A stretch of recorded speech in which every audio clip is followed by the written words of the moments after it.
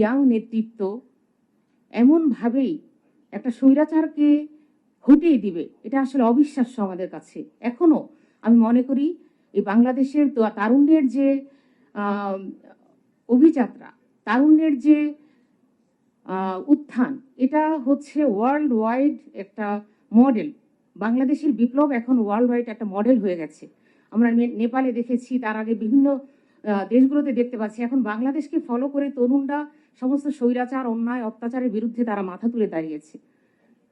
তো আজকের এই নারী এবং তারুণ্য শক্তি, এই দুটোর ক্ষেত্রেই আমি বলবো যে আসলে এই যে ইনক্লুসিভ, অন্তর্ভুক্তিমূলক যে পলিটিক্স, এটা আসলে আমাদের দেশের কালচারে যেন আমরা হারিয়ে ফেলেছি। এটা যে একটা কালচার ছিল, আমরা বিগত যত আন্দোলন, সব আন্দোলন কিন্তু আমরা দেখেছি যে নারীরা সমানভাবে অংশগ্রহণ করেছে, কখনো বিহাইন্ডে থেকে, কখনো ফ্রন্টে, সিচুয়েশনের বেস করে তারা ভূমিকা রেখেছে।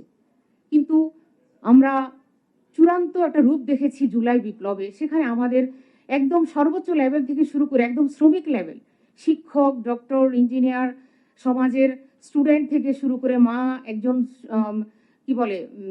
শ্রমিক শ্রেণী, গার্মেন্টস কর্মী, তারাও কিন্তু সর্বোচ্চটা দিয়ে তারা এই বিপ্লবে অংশগ্রহণ করেছে। কিন্তু যে কথাটা বারবারই আসে যে আসলে আমরা পরবর্তীতে বিপ্লবের ফসল ঘরে তোলার ক্ষেত্রে তাদেরকে কি দেখতে পাচ্ছি, এটা আসলে হতাশাজনক এবং দুঃখজনক বিষয়। দ্বিতীয় যে বিষয়টা আমি বলবো যে তারুণ্যের শক্তিটাকে এনকারেজ করা হচ্ছে না, সামান্য ক্রিটিসাইজ, আমাদের এটা তাদেরকে অনেক বেশি। আমরা জানি তারুণ্যকে সবসময় মোটিভেশন দিতে হয়, তারুণ্যকে স্বপ্ন দেখাতে হয়। আমরা দেখেছি যে সেই রবীন্দ্রনাথের কবিতাটা আমার বারবার মনে পড়ে, ছোটবেলা আমরা খুব আবৃত্তি করতাম যে ওরে নবীন ওরে আমার কাঁচা, ওরে সবুজ ওরে অবুজ, আধ মরাদের ঘা মেরে তুই বাঁচা। সবসময় কিন্তু তারুণ্য শক্তিকে উদ্দীপ্ত করা হতো। কিন্তু আজকে এই সোসাইটি, এই কালচার এখন তারুণ্য শক্তিকে কিভাবে অবদমিত করে রাখা যায়, এটা যেন একটা প্রতিযোগিতায় লিপ্ত হয়ে গেছে। বিশেষ করে আমার খুবই খারাপ লাগে যখন বয়স নিয়ে কথা বলা হয়, যে তোমরা তো এখনো বাচ্চা, তোমাদের কি এবিলিটি আছে, অথচ আমরা জানি বাচ্চারাই কিন্তু স্বৈরাচারে ঐরাবতকে তারা সরিয়েছিল। সুতরাং আমি বলবো নারী যে অংশগ্রহণ শুধুমাত্র ক্ষমতায়ন নয়, আসলে একটা পোস্ট হোল্ড করার মধ্যে কিন্তু নারীর ক্ষমতায়ন আমরা বুঝবো না। একটা নারী সেই সমাজে কতটা মর্যাদা পাচ্ছে, কতটা তার অধিকার প্রতিষ্ঠিত হয়েছে, কতটা সে সমাজে রেসপেক্টেড হচ্ছে, এই বিষয়গুলো যখন সামনে আসবে পজিটিভলি, তখন আমরা বুঝবো নারীর উন্নয়ন হয়েছে। সুতরাং আমি এদিক থেকে একটু বলবো আমাদের দৃষ্টিটা করা দরকার, যে শুধু পোস্ট হোল্ড করার মধ্যেই নারী ক্ষমতায়নের আসল উদ্দেশ্য নিহিত নয়।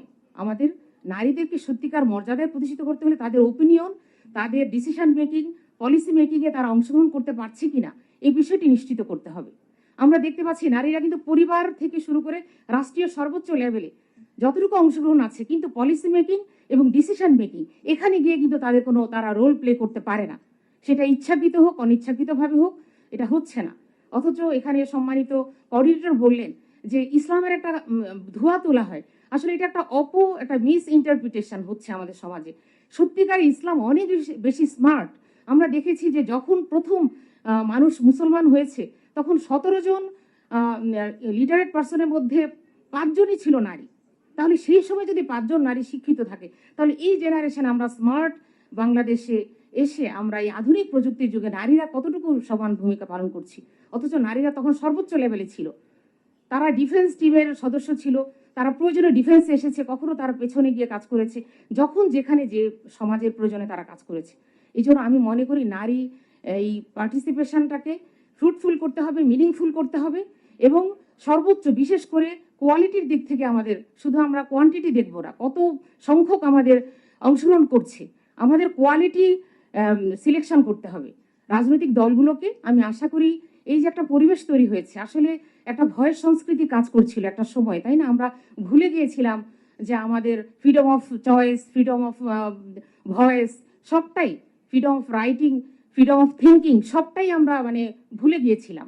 এখন যে একটা পরিবেশ এসেছে, আমি জিল্লুর ভাইয়ের সাথে একমত হয়ে বলবো যে এখনো যে বিভাজনটা দেখতে পাচ্ছি, এটা আসলে খুবই দুঃখজনক।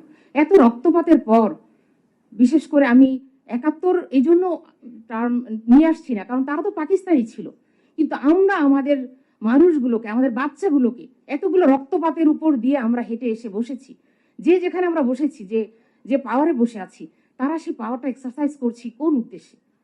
সুতরাং আজকের এই সময়টাকে আমি বলবো যে বিজয় বিজয় এসেছে, অনেক বিজয় এসেছে, আবার অনেক বিজয় আসেনি, যে অনেক বিহান হেসেছে, আবার অনেক বিহান হাসেনি। যে তাই আমাদের আরো অগ্রসর হতে হবে।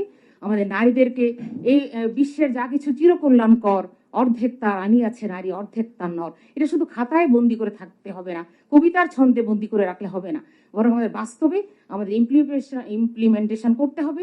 আমাদের বিশেষ করে আমি একটা বিষয় জোর দিব, ডিসিশন মেকিং এবং পলিসি মেকিং, এখানে নারীদেরকে নিয়ে আসতে হবে। আমরা দেখি নারীদের ব্যাপারে অনেক কিছু হয়ে যায়, নারীরা জানে না। এই বিষয়গুলো খুবই দুঃখজনক। তো আজকে এত সুন্দর একটি আয়োজন এবং এই যে সময়োপযোগী বিষয়টা, আমি আশা করব সবাইকে নাড়া দিবে।